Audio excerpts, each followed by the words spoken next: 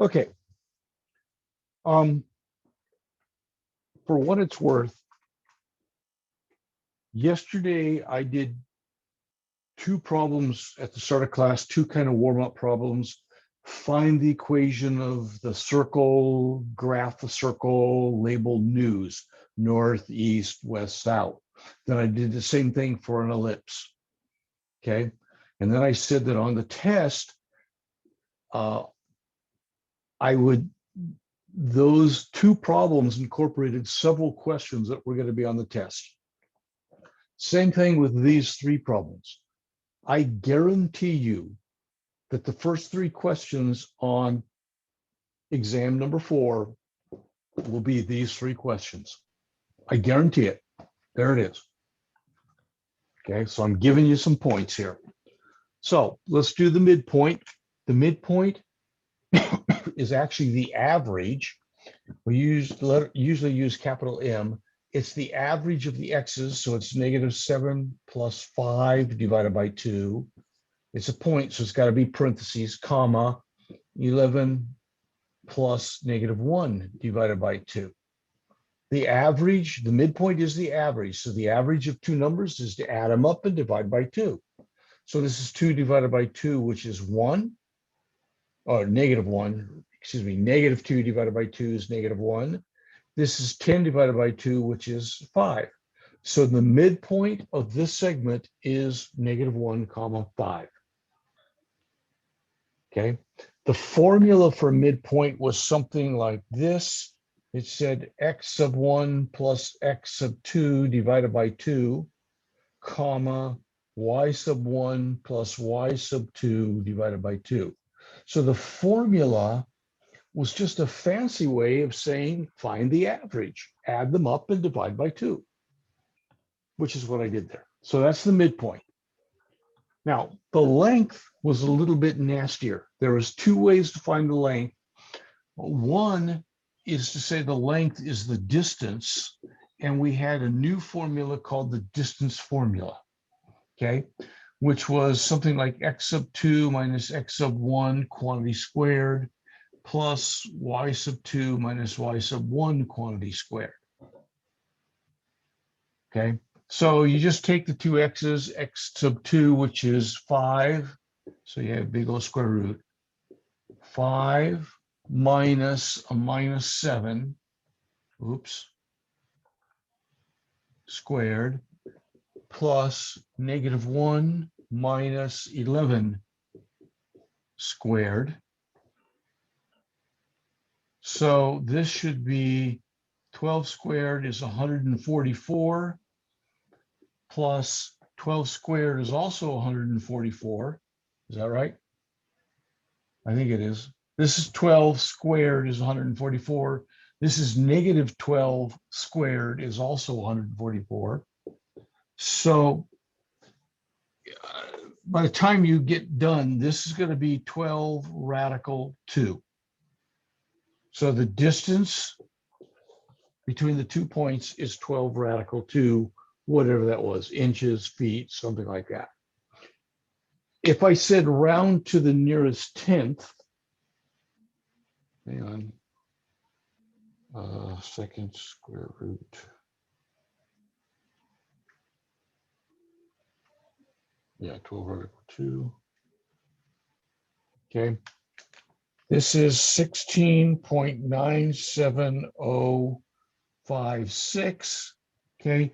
If I said round to the nearest 10th, this would be actually 17.0. Because the 9, I'm sorry? Can you write down? Yeah. I'm so sorry. How did you get to that answer? Okay. Because this is the square root of 288. Oh, I just meant the decimal form. Sorry. Oh, okay. Which, well, just hit the square root of 288 on your calculator. And then if it doesn't work, hit the FD key off to the bottom right. This simplifies to 12 radical 2. Okay, and I'm out of the glare. And then if you hit the FD key, Okay, it was 16.97 something something, and that rounds to the nearest tenth, okay, to 17.0, rounding to the nearest tenth. I forgot about the FD key. Thank you. Yeah. So that was using the distance formula. The other way, I suggested, I'm not going to do it now, I'll do it after class if somebody wants it, was to draw a picture and think of this as the hypotenuse of a triangle. So find the two legs. Okay, the legs both happen to be 12. So you use Pythagorean theorem to find the hypotenuse. The work is the same no matter what. That was the alternate way of doing the problem. Okay, I probably will need to erase one of these to make room for the last question over there. Any questions about the midpoint or finding the distance or the length between 2 points? Okay, then over here, finding the equation of the line. Okay, I'll put it here, equation of line. Okay, line. Okay, that's what we're doing for part C. Way back in chapter 2. Okay, now yesterday Mitch said, will anything from the first part of the course, from the first exam, okay, be on the final? And I kind of hemmed and hawed. For the most part, no. But then I said, oh, well, there's going to be factoring on there, and we've been using factoring all semester. And since this is a question on conics, on conic sections, a line is a conic section. Okay, we think of conics as circles, ellipses, parabolas, hyperbolas, but a line is there also. So it kind of makes sense that we come back and review, how do you find the equation of a line? Well, the first thing to find the equation of a line, you need to find the slope. And the slope was y sub 2 minus y sub 1 over x sub 2 minus x sub 1. So here we go, y sub 2, that's negative 1 minus 11.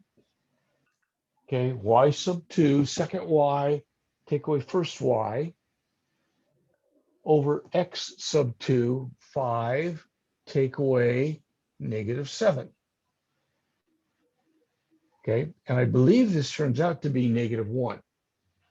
So my slope, or my m, is negative 1, because that's negative 12 over 12 reduces negative 1. That was the first thing. Okay, next,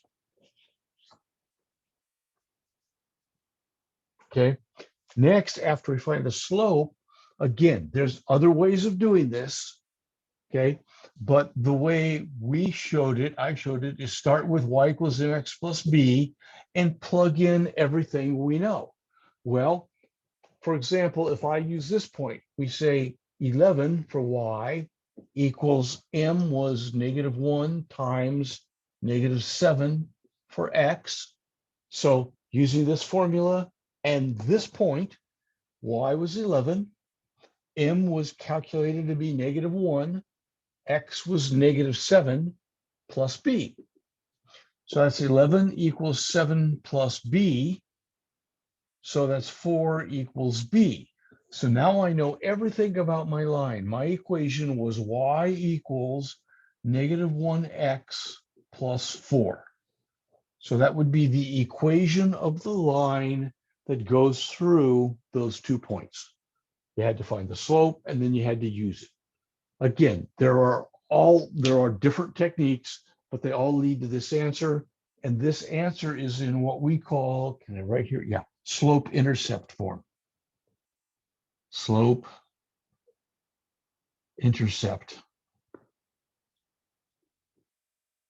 form. And like I said, start of all this mess, these 3 questions will be the first 3 questions on exam number 4. Find the midpoint of a line, find the distance of a segment rather, and find the equation of the line that contains the segment. Questions on those? Anyone? Just a quick one. So in MOM, we don't have access to 1 through whatever. You can go back and practice. Well, I was going to go back and practice, but we don't have access to do that. You don't? I don't believe so. Okay, I'll double check. Practice. We for should. Chapters 1 through 7. Yeah, you should. I'll go back and see what my settings are. I'll double check those and see. You should. I thought you'd done it, but whatever. Okay. So, but pretty much that and factoring are the only things really that you're going to need to know from the first 7 chapters. Okay. All right. Want to go on to new stuff. Tomorrow night, I'm going to introduce what's called special triangles. And there's a worksheet. You don't have to download it. You don't even have to do it, but it would be really good practice. I'm going to refer to it. It would be a good thing for you to practice. So I suggest that you maybe before tomorrow night, download this worksheet. The answers are on it. If I did everything right, I might have screwed up, but it's called a triangle worksheet. It's in chapter 11 module. So before tomorrow night, try and find it, download it. It's on Canvas. Okay, now we covered so much yesterday. In chapter 11.2, okay, we started talking about parabolas, which I can't spell still. We covered a lot, and we're just about halfway done with it. They shove so much information into section 11.2, which is another reason why I did the unit out of order, because I didn't want you guys worried about this prior to exam number 3. Okay. When we talked about parabolas yesterday, we talked about 2 forms. Okay. Sandra's in the room. I don't know if you want to put on the. Okay, I didn't know. Thank you, Sandra. Is that okay? You're Yes. up? Okay. All right. The first form is what I call traditional or general. It was y equals a, x minus 8. No, wrong. Y equals ax squared plus bx plus c. And when it looks like that, the vertex requires us to know this formula, negative b over 2a, comma, plug it in. And that will find you the vertex. Okay. The other form is called standard form or vertex form. Nobody has a real word for it. It's y equals a times x minus h quantity squared plus k. And in this case, the vertex is h comma k. You take the opposite of what you see inside for the h, and you take whatever you see for the k. Okay, it's kind of backwards. It's really stupid. Okay, for that. And we did a couple examples, and we'll come back and do some more of these. We did a bunch of this. You had to find the x-intercepts. You had to find the y-intercepts. You had to find the axis of symmetry and the domain and range. And we did all kinds of stuff last night. Tons of stuff. Okay, but these are 2 basic forms. But I want to talk a little bit about the purpose of A. Well, if A is positive number, we talked yesterday that it goes up. And if A is a negative number, and we talked that it goes down. But there's more to A. A does a lot more. For example, first off, this is a chart only for A.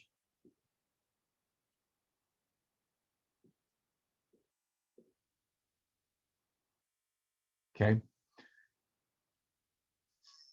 First off, A cannot be worth 0 because that would cause this whole problem to not be a parabola. If A was 0, then your squared term would go away and then it wouldn't be a parabola anymore, it'd be a line. And that's kind of boring. If A is 1 or -1, it doesn't matter which, we call that, for lack of anything better, normal. Okay, by that I mean its shape looks something like that. Okay, so this is where A is worth 1, call that normal.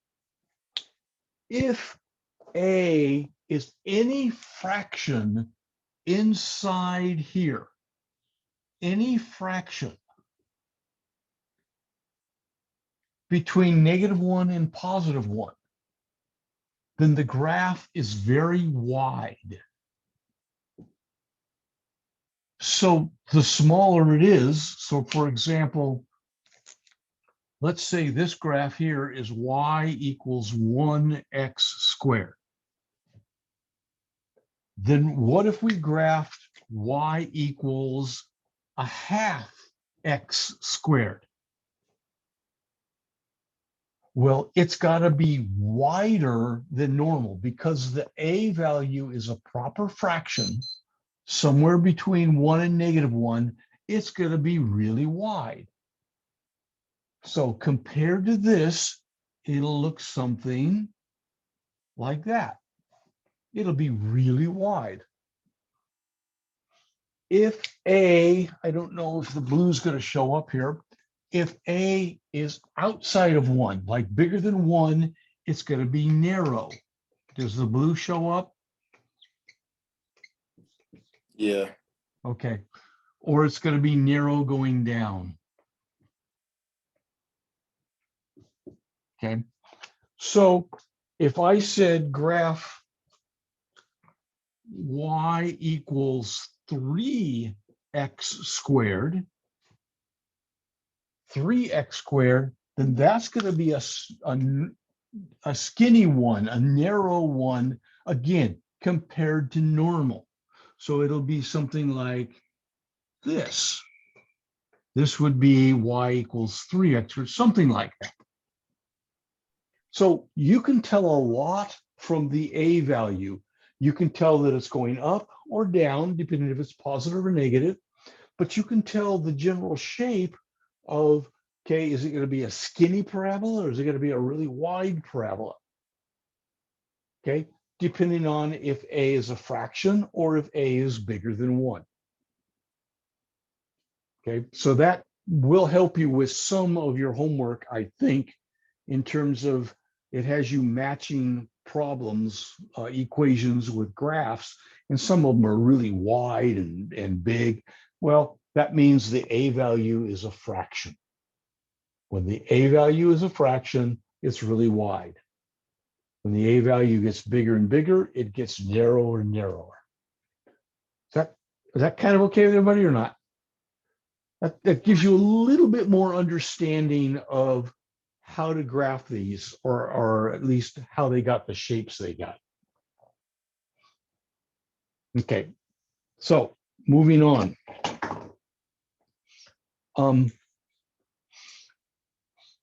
Can I erase this stuff about the A value for everybody?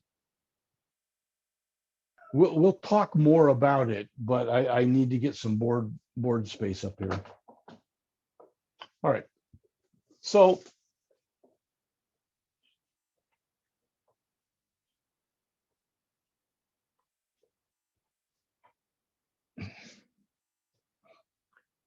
yesterday we kind of ended up with this problem here, or with graphing these. And here's another example we didn't get to last night. Y equals -2 times x minus 3 quantity squared minus 1. Okay. So I want you, well, first off, let's look at this. The A value is -2, which means it's going down. Okay. The vertex is 3, -1. The game is when the number is inside a parenthesis like that, you kind of mentally take the opposite of the number. So you see a -3, but you write down +3. When the number is outside any parenthesis, you just use it as it is. So the -1 is just hanging out there. So it's -1. Remember, that stood for the HK. Now, you try and put together the graph, the x-intercept, the y-intercept, axis of symmetry, domain, and range. And I'll pause everything right now.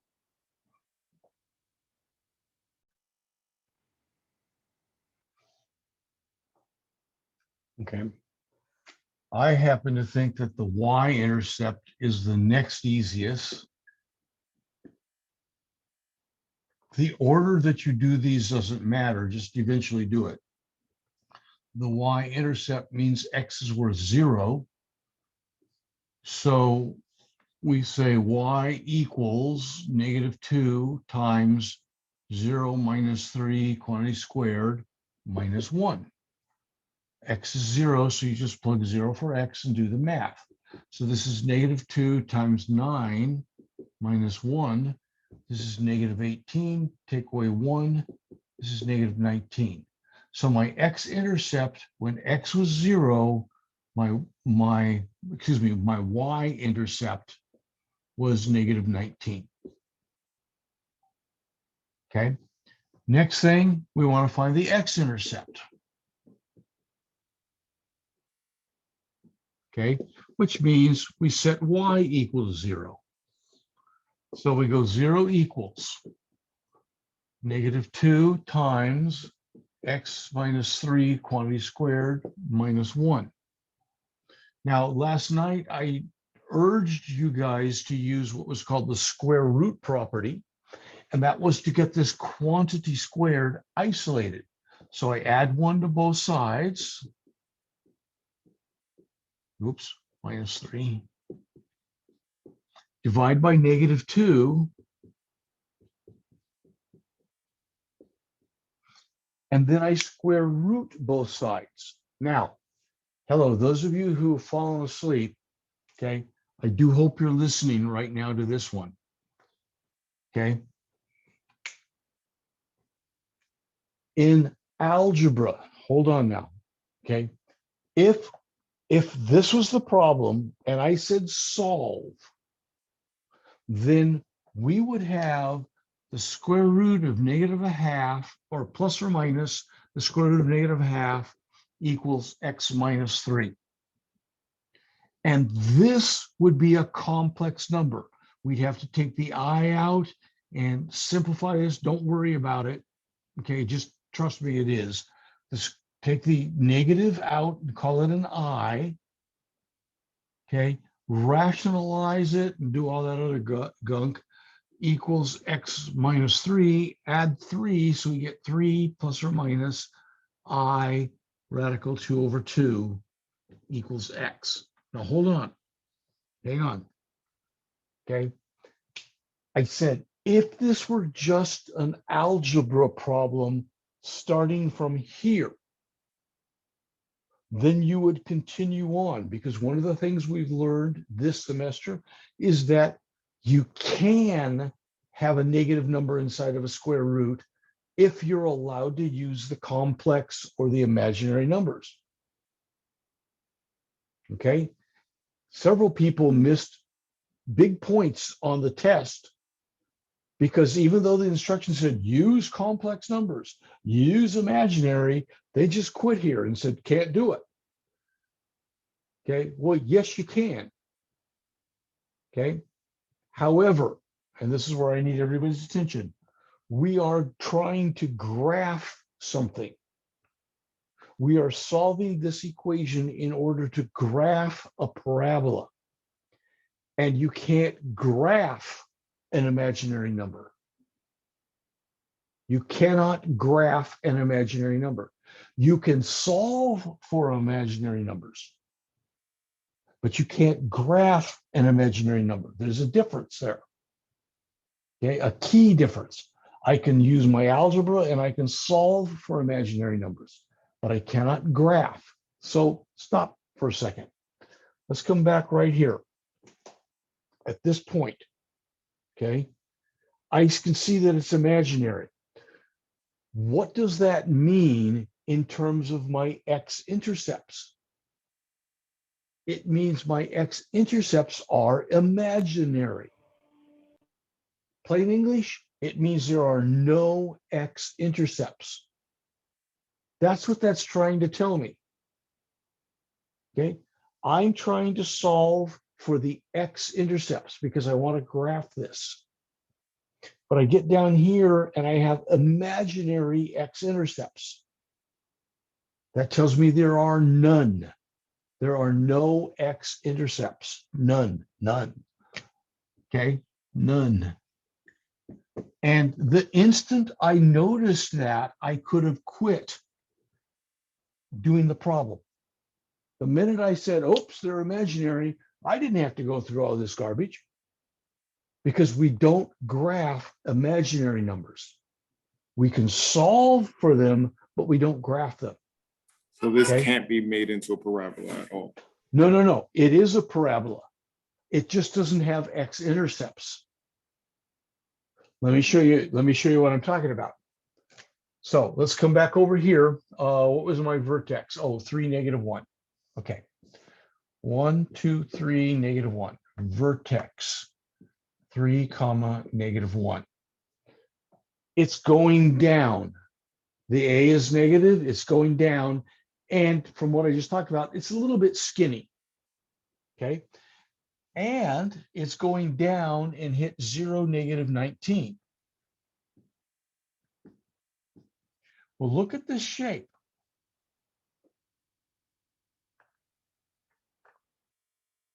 Just look at the sketch. Does it have any x-intercepts? No. It's below the x-axis and going further down. It has no x-intercepts. So my sketch is confirming what my algebra shows me. My algebra tells me my x-intercepts are imaginary, meaning there's none. Okay, and that's exactly what my sketch says. It's still a parabola. It just doesn't have x-intercepts. Vince, is that okay? Do you understand the difference? Yes. Okay. I mean, if we know it's not going to have x-intercepts after we find the y-intercept, do we even have to find the x-intercept? Nope. Got it. I'd write me a note saying it's going down, won't cross the x-axis. Something so I know that you know, but no, you don't have to do any of the work at all. Can the same happen for Y? No, it will always have an up-down parabola. Okay, an up or down parabola will always have a y-intercept somewhere. It may be way the hell up here or way down here, but it will always have a y-intercept. Okay, the reason is because remember this U curve opens infinitely wide. Eventually it opens so wide it'll hit the y-axis somewhere. Makes sense. Gotcha. Okay. So what Mitch was asking is that you can tell if it doesn't have x-intercepts from the beginning. Like when you Well- see that it's going down and it already starts under the x-axis. Yes. Okay. So You could tell by just looking at the vertex and then knowing that the A is negative, so it's going down, and it's above a 2, so that means that it's going to be narrow. right. And you guys are all saying pretty much the same thing. Okay. But the key is Mitch's question is, do I have to do all the work? Because, oh my God, all that work is terrible. And the answer is no. If Just I'm trying to picking be a up- true mathematician. I know, trying to be lazy. Exactly. Good for you. Okay. But, and the idea is, and you guys are all saying this in different ways, if you recognize that for this particular problem, it will not have x-intercepts, you don't need to do the work. Okay. But if you are doing the work and you run across this idea where the x-intercepts are imaginary, that's a hint. This particular problem has no x-intercepts. Okay. But you're all doing the same thing. So that's good. All right. Couple other things. The axis of symmetry is the dotted line that goes right through the vertex. It divides this shape exactly into two. And we always write its equation. You don't say 3. You don't say AOS equals 3. This is the axis of symmetry. Its equation is x equals 3. It's a vertical line. Okay, and way back in chapter 2, we learned vertical lines have the equation x equals something. Okay, domain. What did we learn yesterday for the domain of almost all parabolas? All real numbers. All real numbers. So the domain is fancy R, or you could go negative infinity, comma positive infinity. That's your choice. I don't care. What about the range? Be careful. -1 to negative infinity. Okay, but remember it goes low to high. Infinity, right? To negative Negative 1. infinity, comma, -1 bracket. It always, when you do interval testing, or not interval testing, interval notation, I'm sorry, the left side is low, the right side is the high number. So low to high, negative infinity to -1. Okay, and this was still x equals 3. I want to show you something, one last thing before I erase this, and we do one more. There's a really cool reason to have this axis of symmetry here. If we reflect this point over here, this point was 0, -19.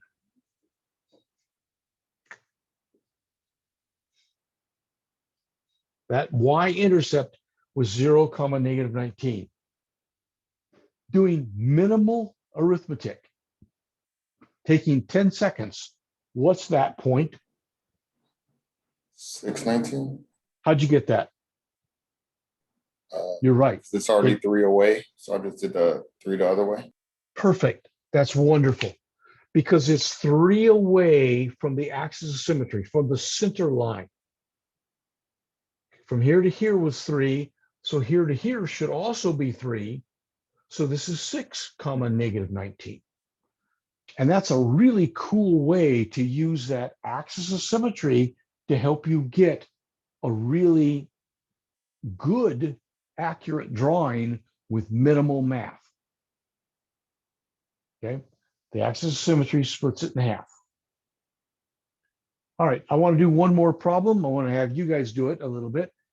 I need to erase this. How are we doing? Anybody have any questions? Okay, the point of this was to review the process and all the crap you got to go through, but also to discuss, okay, what happens if you get imaginary x-intercepts? And there's a difference between solving an equation and finding intercepts. You can always get imaginary answers to an equation, but you cannot get imaginary intercepts. You can't graph them. So that's where you have to interpret your algebra. Okay, can I erase? All right.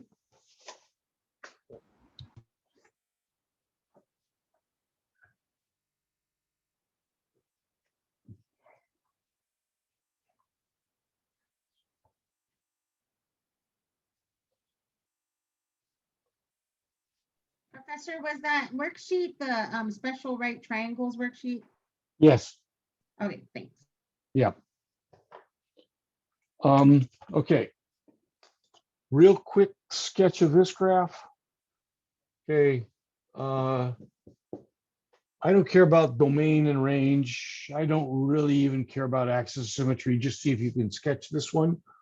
Y plus 4 equals a half quantity x squared. Okay, so I'll pause it while you guys think about it. It's actually pretty easy, but it's confusing. So I will go through it in a second. Okay, I picked this problem for a couple of things. Some of the homework on Mom,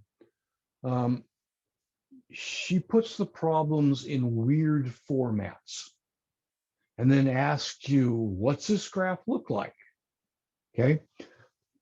Your job, there's a bunch of ways I can teach this, but to keep the teaching as simple as I can, simply use your algebra skills to manipulate this problem into one of the forms that I gave you. Okay.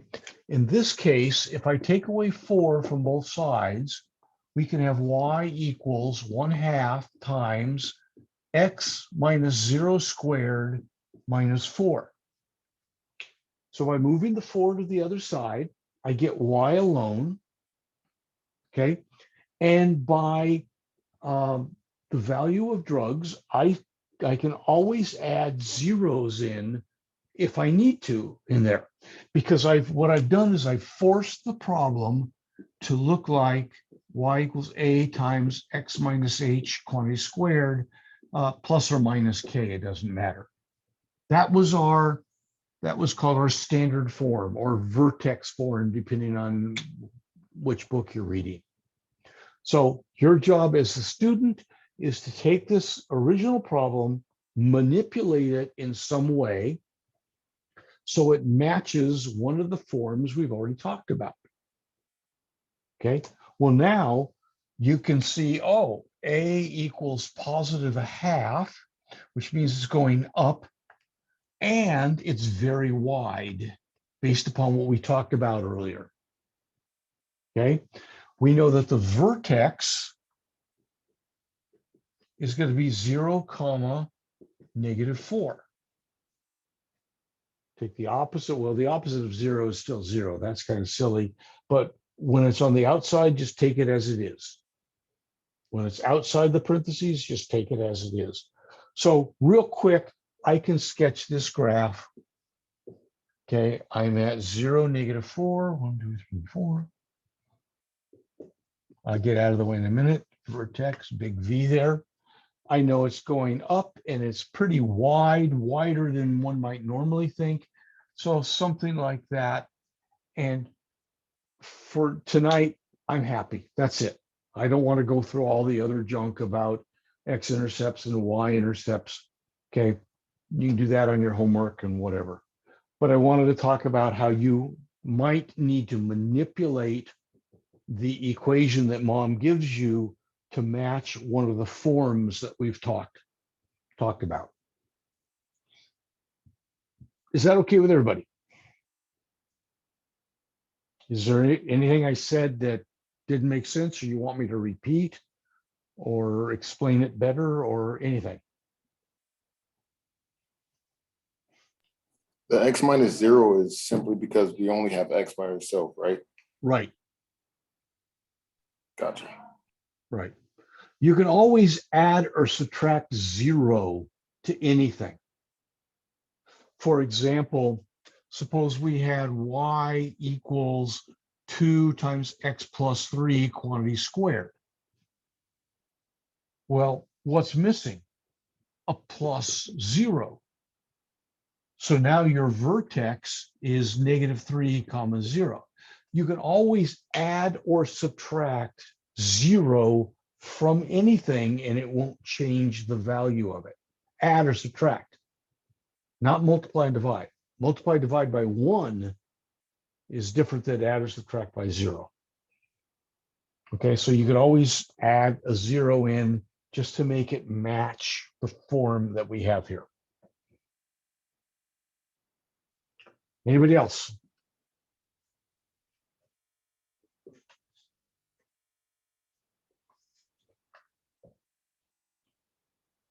Okay. Now,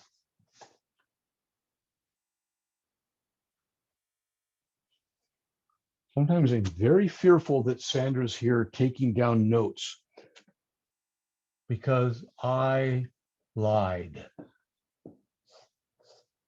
I lied. I told you that for parabolas, there were 2 forms. Okay. We had y equals ax squared plus bx plus c. And we said the vertex was -b over 2a, comma, something, whatever you figured out. Or we had y equals a quantity x minus h squared plus k. And we said the vertex was h comma k. Now, everything I did last night and up to now, almost everything I've done tonight has been in one of these 2 forms. Okay, but I lied. There are 2 other forms. Let's go back for a second. These 2 things that I've written here, these 2 formulas, they're all parabolas. Which way do they go? How would you describe this parabola? Either of these, which ways do they go? Up or down? Up or down? That's a good enough answer. They either go up or they go down, depending on A. If A is positive, they go up. If A is negative, they go down. Okay, I lied. We have 2 other forms, 2 new forms. So a parabola actually has 4 different forms. Let me give you the basic one. X equals AY squared plus BY plus C.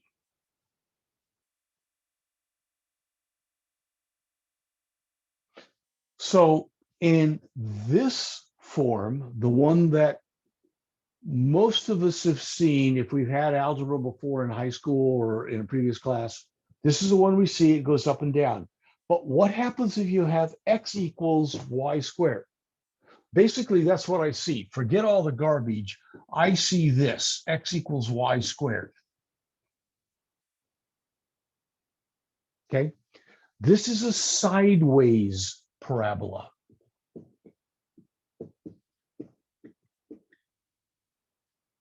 And if A is positive, okay, it goes this way. Think about which way are the positive X's. This way. X is a positive number. Where are the positives? They're that way on the number line. So if A is positive, this is sideways going that way. But if A is negative, then it's sideways going that way.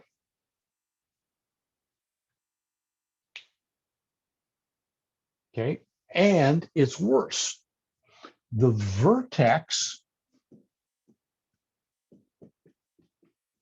is something, comma, -b over 2a.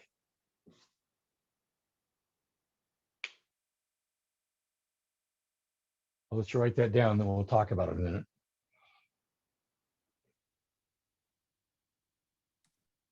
How do you get from x equals ay squared plus by plus c to x equals y squared? Okay, because I don't want to get bogged down with all the little details yet. So I'm just looking at this saying all that BYC garbage is things that move it up, move it down, do all kinds of things. Generally, this is saying if you strip away all the detail, x equals y squared, which tells me it's y sideways. We'll put all the other stuff back in when we're actually doing the problem. But I'm just seeing the important details here. Okay, it's x equals y squared. That's what's important. That's what tells me it's sideways. Like back on this one, when I look at this, okay, my first vision of this is y equals x squared. That's what I see. All the other stuff is meant to confuse me, and I'll work my way through all the other junk. But this is y equals x squared, so I know it's an up or down U-shaped curve, up or down. This is x equals y squared, so I know it's a sideways curve. Okay, and then I don't use this anymore. I just say, oh, that helps me to see it sideways. So now I don't use it. I go back and use the rest of the problem. Is that okay or not okay? Yeah, that's good. Okay, that was a lot of babbling, but I hope it made sense. So that's just my vision. That helps me to kind of focus on what am I doing. All right, notice something. When it's a sideways one, we use the same formula, negative b over 2a, but notice it's in the y position. Y is negative b over 2a, and then I plug it in to find x.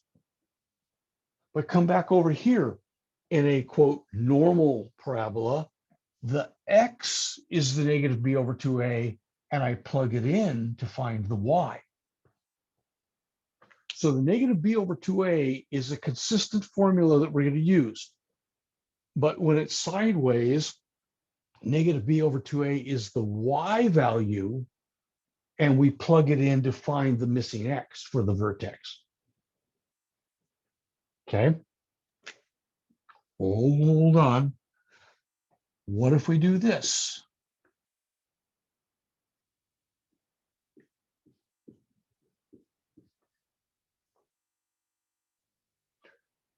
What if we write it in vertex form, or in what the book calls standard form, with all these parentheses and garbage? Okay. A is still A. If it's positive, well, first off, it's going sideways because it's x equals y squared. That's what I see. X equals y squared and some other junk. So I know it's sideways. If A is positive, it's sideways going to the right. If A is negative, it's sideways going to the left for that. Now watch carefully what I write for the vertex. The vertex is H, comma, K. But look where H is in the formula. H is the number out here. H. Remember, X always comes first in an ordered pair. I don't care where it is in the formula, X always comes first. So H is the first number, K is the second number. So the HK got reversed because of the parentheses.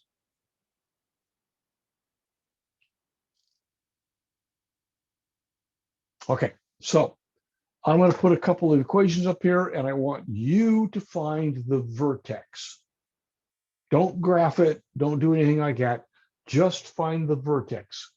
I do need to erase some of this in a minute, but I will leave it up as long as I can.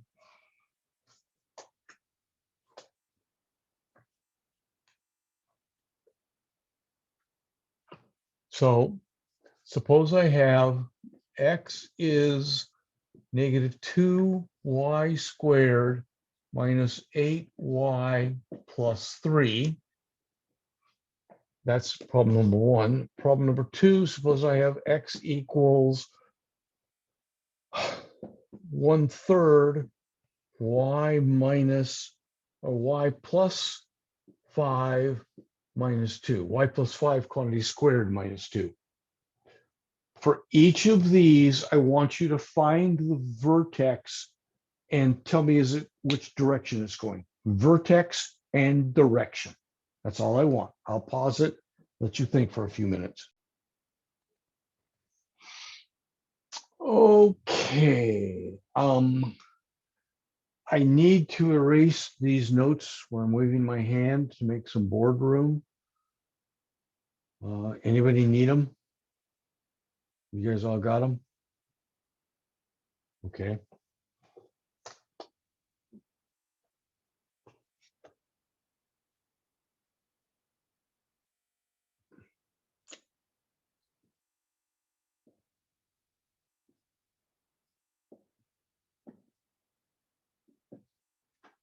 Okay.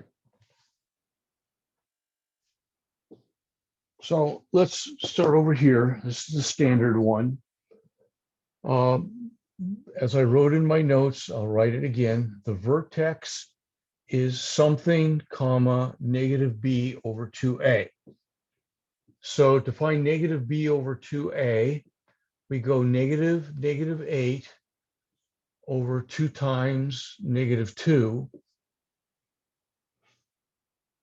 So I believe that's something, comma, negative 2. Is that what that simplifies into? Yeah. That's 8 over negative 4. Yeah, negative 2. Now, the question is how do I find the something?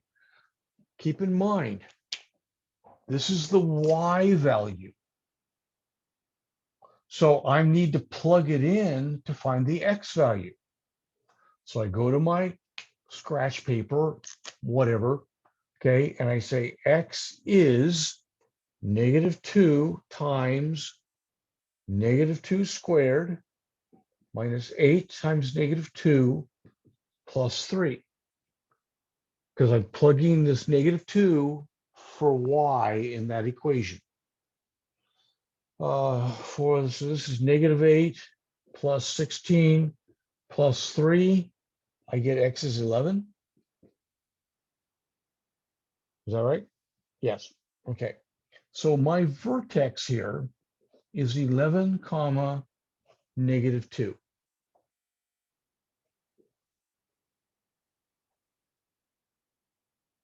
Now, what direction is this going?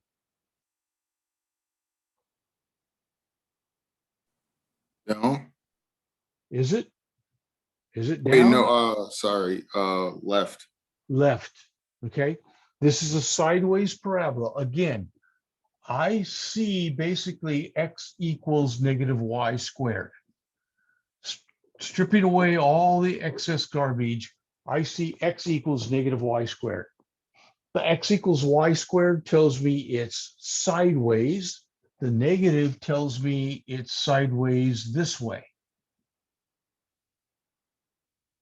Okay, you don't have to write this down. This is just kind of what you need to be thinking. It's sideways left. So if we sketch this, we go to 11, negative 2. Okay, and we go sideways left, and the 2 tells me it's pretty narrow. Okay, it'll look something like this. Now, that's all I asked you to do. I didn't ask you to refine it. I didn't ask you to make it look pretty. I didn't ask you to find the x and y intercepts on this one. Okay, I just said, give me a sketch, tell me which way it goes, left or something. So we found the vertex and we figured out what direction it goes, and that gives me a pretty good sketch of this curve. Yes or no for everybody? Okay. Yes. By the way, is this a function? Oops. No. No, Because? No. you Because? plug it in. Test. What's the test to do? Which test does it fail? The The one where it has vertical to go line test. through. There you go. Yeah, that's it. Yes, good. Okay. Between all of us, we got the answer. Remember, to be a function, it has to pass the vertical line test, and that means does a vertical line hit more than one point at any instant? If your answer is yes, it does, it's not a function. Is a regular parabola, is an up-down parabola, wherever I put it, is a regular parabola a function? Yes. Yes, because again, you take your vertical line and at any instant, it's only hitting one point on that curve, on that U. So yes, a regular parabola is a function. A sideways parabola is not a function. Okay, I need to erase my two graphs here to make a little bit of room for this other one. Any questions about how I find the vertex for this problem? Okay, my math, my arithmetic, my thinking, and then my quickie sketch. Any questions? All right, moving on to the next one then. This is again sideways. Okay, again, I see this as x equals positive y squared. So that tells me it's sideways. And which way is it going? When I see this, okay, stripping away all the other BS up here, which way is this sucker going? Sideways, but which way? To the right. To the right. So my graph should look like that. Somehow, we'll get there in a minute. Okay, now the question is, what's the vertex? And the vertex is HK, but HK is twisted because my equation is twisted. So the vertex should be -2, -5. K is always with the Y. The K value is always associated with the Y value. H is always associated with the X value. So in this case, we take the opposite of what we see inside the parentheses. So I see 5, I write -5.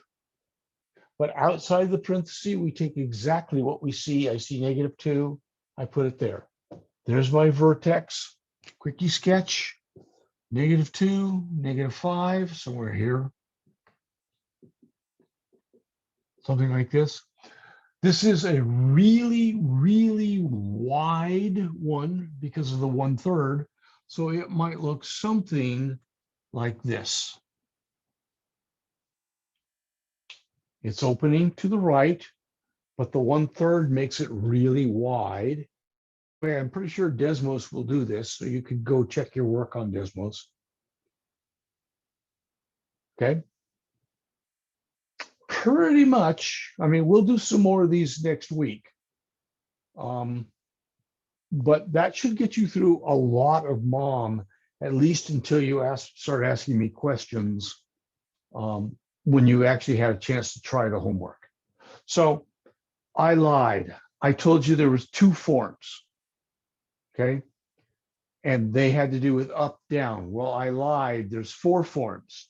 There's up parabola, down parabola, and there's also right parabola, left parabola. Okay. And they have a lot of similarities, but enough differences that you do have to make some flashcards and some notes and work some of this stuff out.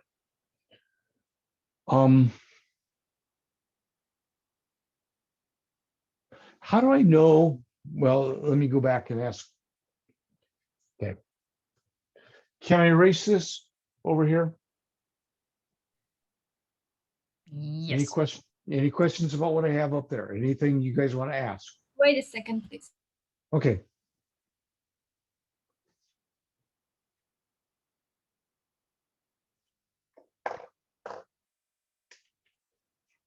Thank you. Okay. How can you tell at a glance what kind of conic an equation is? What will its shape be? Okay. A conic section. Well, I've done this a couple times now. The first conic section is a line. And a line has the equation y equals mx plus b. Okay. So any equation that looks like that or looks close to that, you say, oh, that's a line. Notice it has no powers in it. A line has no powers. Then there's a parabola. Well, how do you know a parabola when it's walking down the street? Basically, it's either y equals ax squared, which means it's either going up or down, I'm not sure which, or it's x equals a y squared, which means it's going sideways. We don't know which. We'll figure that one out. So how can you tell at a glance, if I gave you a whole sheet of equations, how could you point to somebody who's a parabola without doing too much work? Only one variable is powered. Yep, that's it. That's pretty much it. Is that okay with everybody? Sorry, And a what did line? Carmen say? He said only one variable is powered to, is being squared. Whether it's an up-down parabola or a sideways parabola, only one of the variables is being squared. That's how you can tell it's a parabola. Okay, like go back and look at this one. Again, if you ignore all the extra crud, you have x equals y squared. One of the variables is squared, the y in this case. Okay, next one we studied, a circle.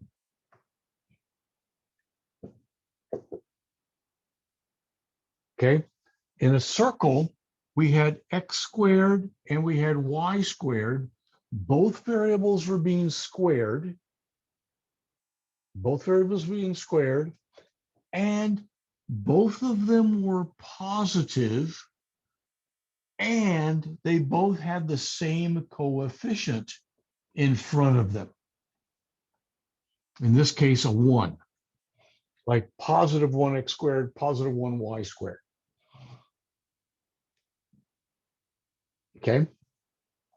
An ellipse.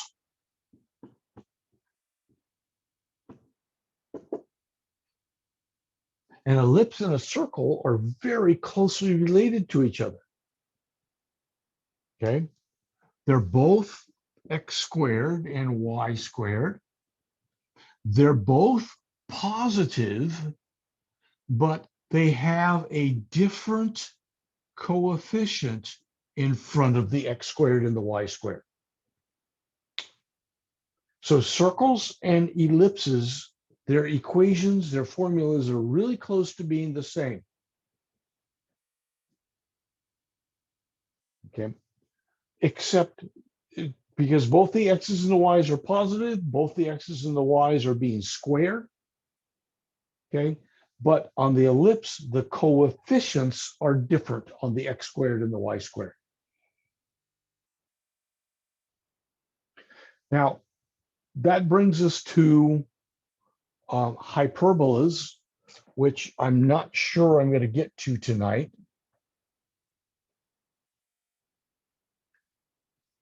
In fact, I may not even get to it tomorrow night. That may be a Monday topic, but okay. A hyperbola, okay, has x squares and y squares in them, but the x is positive and the y is negative, or the x is negative and the y is positive. Okay, That's what makes something called a hyperbola. Don't worry about its shape now. We'll worry about that one later. But I can tell you that if I had x minus 3 squared minus y plus 2 squared equals 1, I can tell you that's a hyperbola, okay? Because the x is squared, the y is squared somehow, but the x is implied to be a positive, the y is implied to be a negative. Okay, so in a hyperbola, both variables are squared, but one of the variables is positive, the other variable is negative. And that forms something called a hyperbola, which we'll talk about at a later time. Does it matter Now- if it has the same coefficients? No, that doesn't matter at all. That just makes the shape a little bit weirder or nicer, whatever. But the basic shape of whatever a hyperbola is comes from this discussion here. Okay. And that's going to show up in your homework a little bit. All right. So now that I just put on that on for completeness. Now we're going to go on to a totally new topic. Word problems. Yay. Or not yay. I can tell by your enthusiasm. You're just jumping for joy here. Yeah, you just can't see it because we don't have our video on. Uh-huh. Sure. But I can tell by the squeaking of your chairs. You're just hopping up and down. All right. All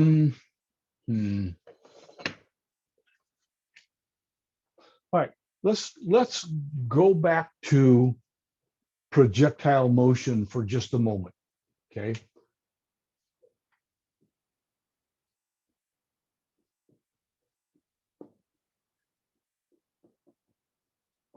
Basically a rocket.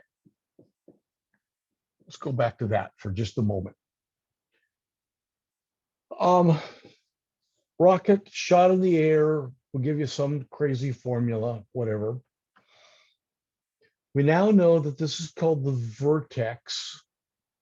We kind of talked about it earlier, but in this chapter, we said that that point up there is called the vertex. Well, what if I said, what's the maximum height the rocket reaches? Think about this. A rocket is shot in the air. It starts here on top of a building or something like that, or on top of a silo if we're going to bomb the Russians or do whatever we do. Okay. It starts here. It goes up, it comes down, it goes boom. Something like that. Okay. ICBM rocket. Good one. What if I said, what's the maximum height this rocket reaches? How high does it actually go? Well, guess what? That's the vertex. And remember the other day we were talking about when it's a down parabola, the vertex is a maximum point. Only we don't want to write the word maximum, okay? We just say it's a max.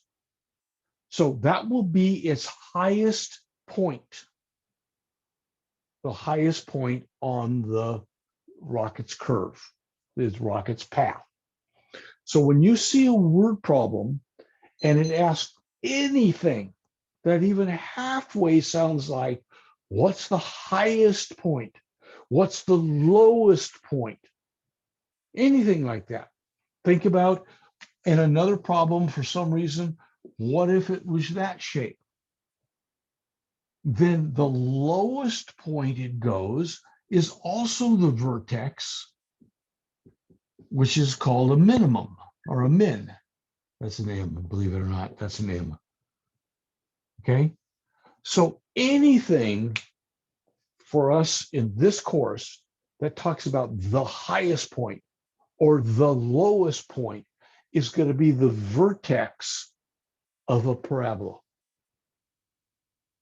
Okay, and we had all kinds of ways of finding the vertex. So my next two problems are going to be kind of sample problems where we want to find how high the rocket actually goes. So here we go. I need to erase and write the problem up here.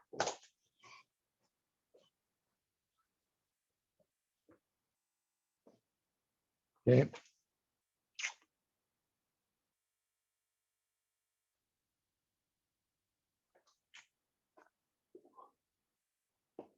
The height of a rocket launched into the air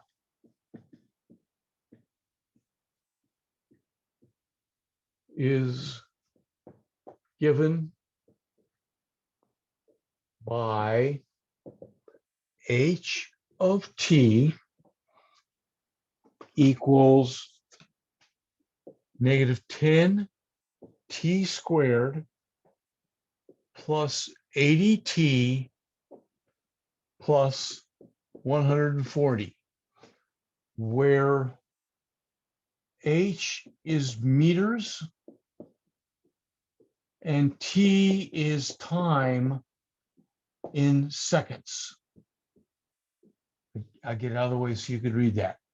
So the height of a rocket is launched into the air is given by that formula. H of t equals -10t squared plus 80t plus 140. Okay. Question A. What is maximum height of the rocket? Question B. When is height 50 meters?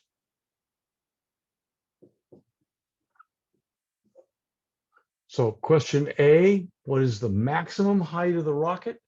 Question B, when is the height of the rocket 50 meters?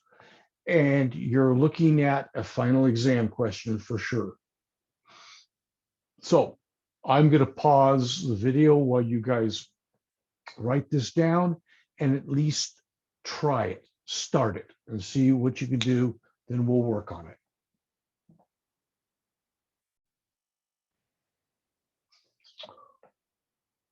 Okay, so I'm going to do this work over here. What is the maximum height of this rocket? Max height is at the vertex. Because this is given, this is a formula in what's called general form or traditional form, we're going to use the -b over 2a comma something formula. So that's -80 over 2 times -10 comma plug it in. So 80 over 20 is 4 comma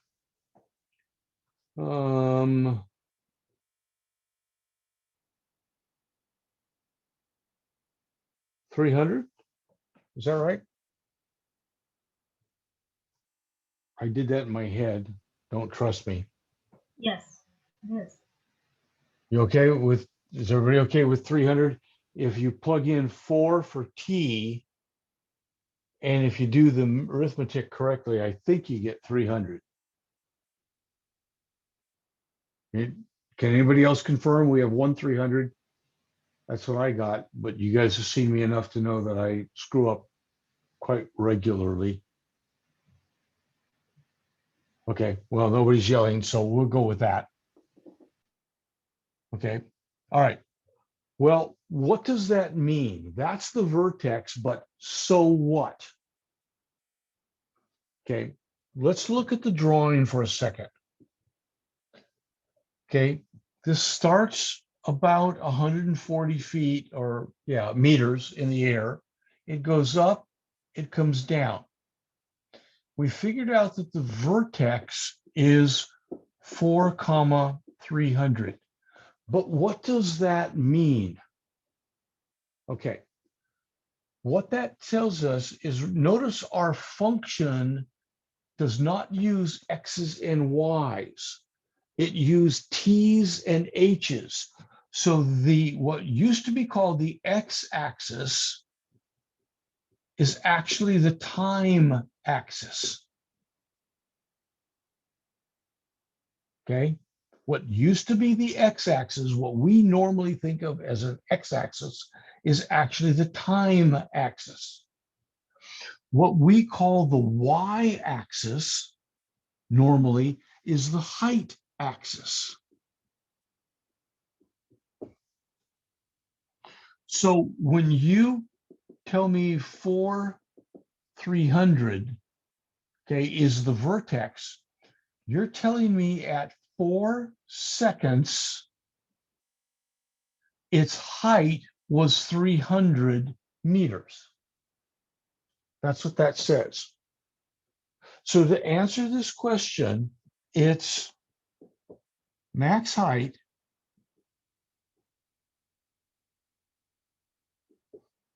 is 300 meters. Okay. The question doesn't give squat about the 4. The 4 was necessary to calculate the 300. But the question says, what was its height? Its height was 300 at the 4 seconds. Is that okay with everybody? Yes. You guys are all sure about that? Okay. That we're going to do one more of these in a second, but I guarantee that's a question on exam number 4, and I guarantee that's a question on the final exam. I guarantee it. I guarantee it. So make sure you pore over this a couple of times. You really, when you run into these on the homework, you really make sure you got them. Okay, second part of the problem was, when is the height of the rocket 50? Okay, I'd like to erase this drawing right here if I could. Okay, we'll put it back up in a second if we need it, but can I erase my rocket drawing? Okay. So part B says, when is height equal to 50? Okay, again, when means find time, solve for time. The height is 50, so we write 50 equals negative 10t squared, the height is 50, plus 80t plus 140. So look at this equation. It says the height is worth 50. And if we solve this, we'll be solving for time. We'll be finding the time. We'll be answering the question when. All right, now my own idiosyncrasy, I like my squared terms positive. So I would write positive 10t squared, I move it over here, minus 80t minus 90 equals 0. So I'd add 10 to 10t squared to both sides, subtract 80, subtract 140 from both sides, and I get that. Okay, now I personally would factor out a 10, giving me t squared minus 8t minus 9 equals 0. I'd go, hey, that looks like it factors. So I'd factor it some more as t minus 9t plus 1. Now you could have used the quad formula or whatever you wanted. Okay. but factoring in this case tends to be easier. When we solve this, we could say 10 equals 0, but that's ludicrous, so we dump it. This says t equals 9 or t equals -1. Okay. Time can't be negative except in science fiction. Actually, no, I won't bother you with the math. They can't prove that time can't be negative. There's nothing in any Einstein's equations, in anybody's equations for quantum or string theory or anything else that says time can't be negative. So, but we won't worry about it. For us mere mortals, time can't be negative. So t is 9. When will it hit? Okay. Height is, where I'm right in the middle of the glare. Okay. Okay. Height is 50 meters at 9 seconds. Let's look at our drawing again. Started at 140, went up, came down. Maximum height was at 4 seconds, it hit 300 feet. That's what that says. Remember our drawing? At 4 seconds, it hit 300 feet. So what's happening here at 9 seconds, okay, at 9 seconds, it's about 50 feet in the air. Okay. The -1 actually refers to this invisible side of the parabola over here, which doesn't exist. Okay, because -1 was before the rocket got launched. So anyway, that's your answer. The height is 50 meters at the time 9 seconds. We doing okay? Because I want to do one more of these. Any questions about that problem then? For the final, would you want us to graph, to graph, or is that just for us? That's just for you. Okay. I, honest to God, can't do this problem without seeing a picture. Me personally, I kind of want to see what's happening in the problem and see if my drawing agrees with my math. Because if they don't, if there's something screwy, then that tells me either I'm understanding it wrong and giving the wrong drawing, or I'm making a mistake in my math. So I personally do both. But no, it'll be just your algebra that I wanted to see. Anybody else? Okay, I need to erase. Anybody gonna yell at me? Jan?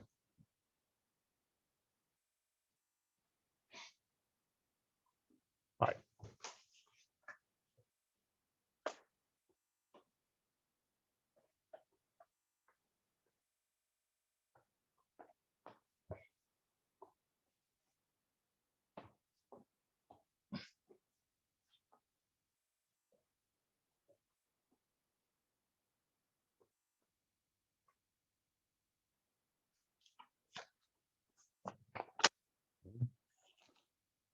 New example.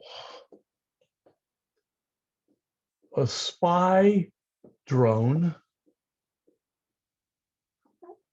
is dropped from, can't spell the word from, and a high altitude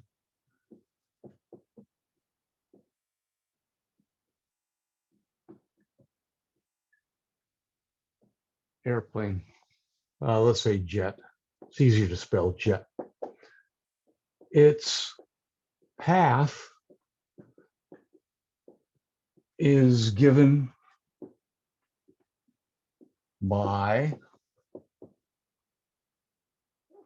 h of t equals -3/50 parentheses t minus 500 quantity squared plus 50. This is not so high altitude, actually, whatever. Okay. What is the minimum height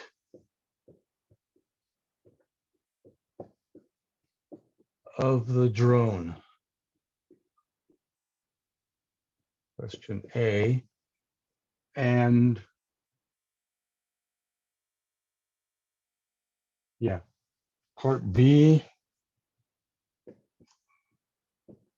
What was its initial height when first dropped?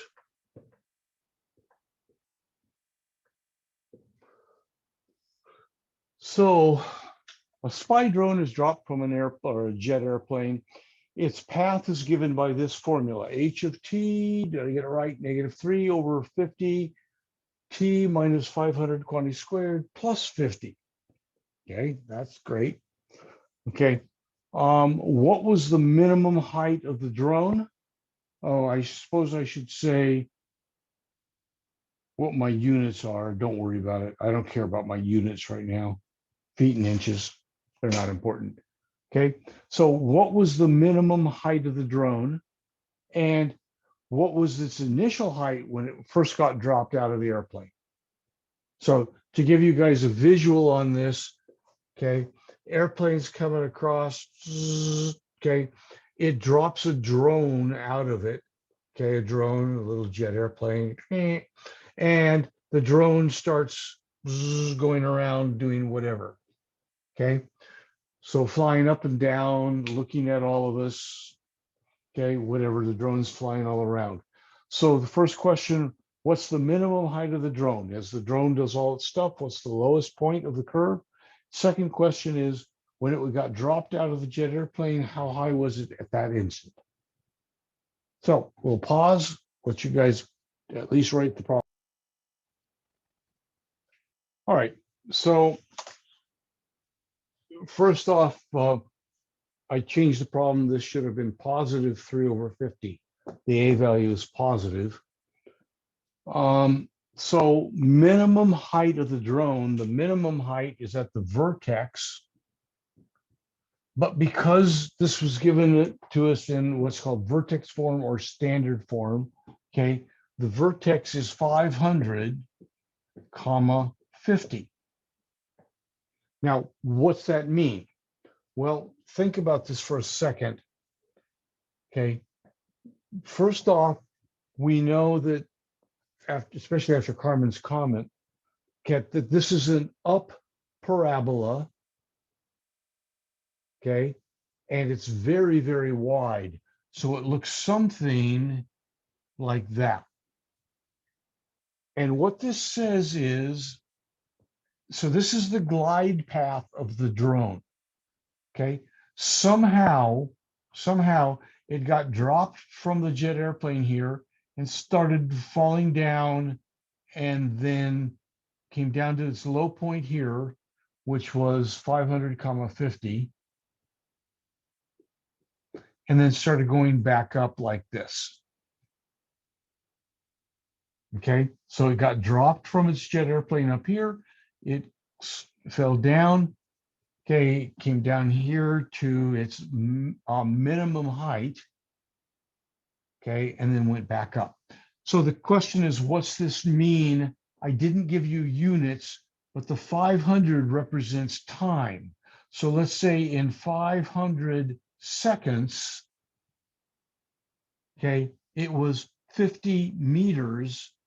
Let's say I didn't give you units, so you're not accountable for it, but it was 50 meters, okay, above the ground. That's what that would say. So first question is, do you understand how I was able to pull this information, the 500 comma 50, right out of that formula? That's the first question. Second question is, do you understand my interpretation of the problem? Why is it an up U? Okay. Why, what does this 500 comma 50 actually mean in terms of the words, in terms of the picture? So is everybody okay with part A? Anybody have any questions on part A, the minimum height of the drone? Yes or no? Yes. Okay. Now, the part B said, what was the initial height?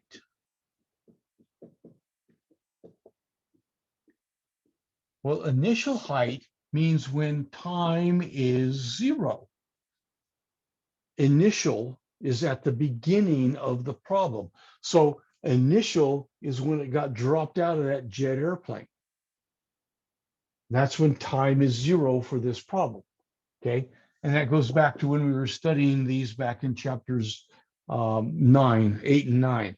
So when time is 0, the height is 3 over 50 times 0 minus 500 squared plus 50. Okay, and that's just the job for my calculator. That's just plain ugly. Okay.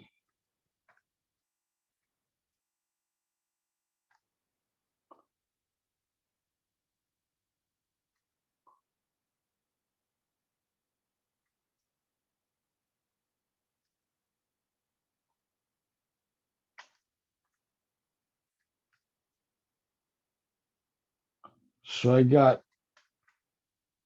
got after all this work 15050. So again, if we assume meters, it was dropped initially at a height of 15,050 meters. Told you it was high altitude, 15,050 meters. That's pretty high.